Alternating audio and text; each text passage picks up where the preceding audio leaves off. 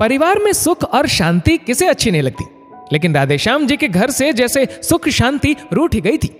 रोज रोज के तनाव और क्लेश से तंग आ राधेश्याम जी ने अंत में ना चाहते हुए भी अपने दोनों बेटों के बीच बंटवारा कर ही दिया। राधेश्याम जी के 2 बेटे थे, बड़ा सोहन और छोटा रोहन। सोहन की पत्नी रत्ना बहुत ही नेक दिल महिला थी। घर परिवार में सामंजस्य बिठाना उसे अच्छे से आता था। रत्ना की शादी के थोड़े समय बाद ही उसकी सास का निधन हो गया था।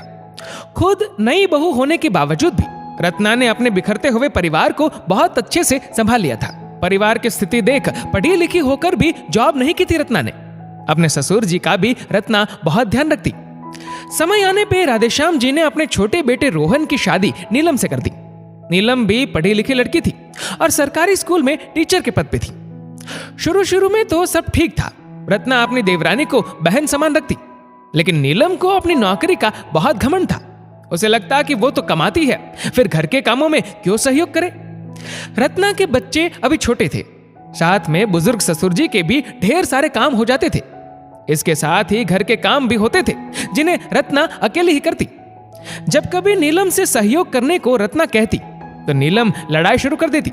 ऐसे ऐसे कड़वे बोल बोलती नीलम कि रत्ना रो देती। अपनी सीधी बहू का ये हाल देख राधेश्याम जी को बहुत दुख होता। इन सब से तंग आ राधेश्याम जी ने दोनों बेटों को घर का बंटवारा कर अलग कर दिया और खुद रत्ना और सोहन के साथ रहने लगे। रोहन और नीलम घर के पिछले हिस्से में रहते। अंधा क्या चाहे 2 आंखें, यही तो नीलम चाहती थी। अलग हो, अपने तरीके से रहना। रोहन को भी अपनी पत्नी का व्यवहार देख अलग रहना ही उचित लगा। अपनी नौकरी और सुंदरता का नीलम को इतना घमंड था कि रत्ना के कभी सामने पड़ने पर भी मुंह फेर लेती। कभी रत्ना कुछ पूछती तो रूखा सा 2 टूक जवाब दे देती। तंग आ रत्ना ने नीलम को टोकना भी छोड़ दिया। समय बीतता गया और कुछ समय बाद नीलम प्रेग्नेंट हो गई। प्रेगनेंसी में कुछ परेशानी के कारण उसने ऑफिस से लीव ले रखी थी। एक दिन रोहन को भी नौकरी के सिलसिले में कहीं बाहर जाना था। नीलम, तुम अकेली इस हालत में कैसे रहोगी? चाहे तो बड़े भैया के घर चली जाओ, वहां रत्ना भाभी भी है, तुम्हारा ख्याल रख लेंगी और मुझे भी चिंता नहीं रहेगी। तुम भी ना रोहन, कैसी बात कर रही हो? पढ़ी लिखी आधुनिक लड़की हो, मैं क्या अपना ध्यान नहीं रख सकती? मेरी चिंता करने की कोई जरूरत नहीं, तुम आराम से जाओ। रत्ना भाभी से सेवा करवाने का मुझे कोई शौक नहीं। नीलम की 2 टूक बात सुन रोहन चुप रह गया। रोहन के जाने के बाद एक दिन तो आराम से बीता, लेकिन आधी रात के बाद नीलम की कमर में हल्का हल्का दर्द शुरू हो गया। हल्के दर्द को प्रेगनेंसी में होने वाला दर्द समझ नीलम ने थोड़ा बाम लगा लिया और गर्म पानी की थैली ले वापस सोने का प्रयास करने लगी। लेकिन ये क्या, दर्द तो धीरे धीरे बढ़ता ही जा रहा था। अब नीलम डरने लगी। हेलो रोहन, पता नहीं क्यों मेरे पेट और कमर में दर्द हो रहा है। अभी तो 7वां महीना ही चल रहा है, अभी क्यों दर्द हो रहा है? रोहन भी परेशान हो उठा। मुझे बहुत डर लग रहा है रोहन, तुम प्लीज जल्दी आओ। रोते हुए नीलम कहने लगी। मैं चाहकर भी कल शाम के पहले नहीं पहुंच पाऊंगा नीलम, मैं अभी भैया को फोन करता हूं, तुम परेशान ना हो। रोहन ने तुरंत अपने भाई को फोन कर सारी बात बताई। तुरंत रत्ना और सोहन नीलम के पास पहुंच गए। देखा तो नीलम दर्द से तड़प रही थी। रत्ना को देख नीलम को बहुत तसल्ली मिली और अपनी जेठानी का हाथ थाम रोने लगी। परेशान ना हो नीलम, हम अभी डॉक्टर के पास चलते हैं, रत्ना ने नीलम को संभालते हुए कहा। तुरंत नीलम को हॉस्पिटल में एडमिट किया गया। पता चला नीलम को लेबर पेन शुरू हो गया था।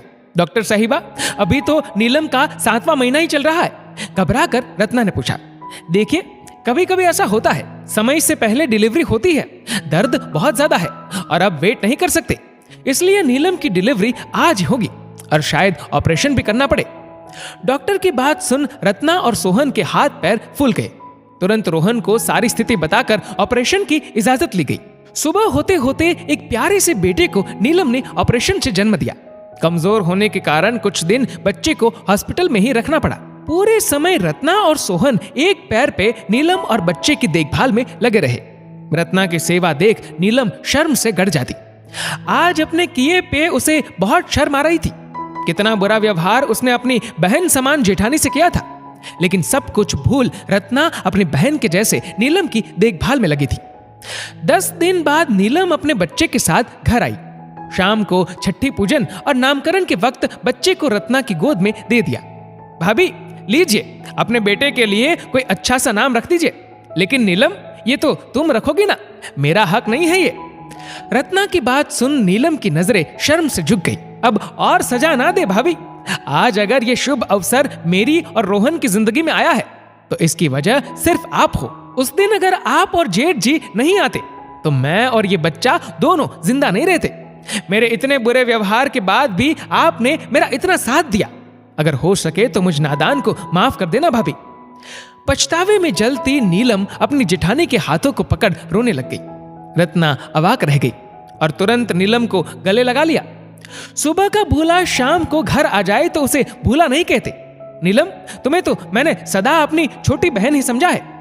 दोनों देवरानी जेठानी अपनी सारी गलतफहमी भूल गले लग गई और अपने परिवार को वापस एकजुट होता देख राधेश्याम जी की आंखें भी खुशी से नम हो गई। हर परिवार में कोई ज्यादा तो कोई कम कमाने वाला होता है। इसका अर्थ यह नहीं कि दूसरा किसी मायने में कम है। अगर घमंड ही करना है तो अपने नेक इरादों और संस्कारों का करे, ना कि धन और सुंदरता का, क्योंकि ये चीजें आज है कल नहीं। परिवार की खुशियां तो अच्छे संस्कारों से चलती है। दोस्तों, इस वीडियो को लेकर आपकी क्या राय है नीचे कमेंट करके जरूर बताएगा। और अगर आपको वीडियो अच्छा लगा हो तो इस वीडियो को लाइक करेगा, शेयर करेगा ज्यादा से ज्यादा लोगों तक। और ऐसे ही और भी इंस्पिरेशनल वीडियोस के लिए सब्सक्राइब करें हमारे यूट्यूब चैनल को और फेसबुक पर फॉलो करें हमारे पेज को। धन्यवाद।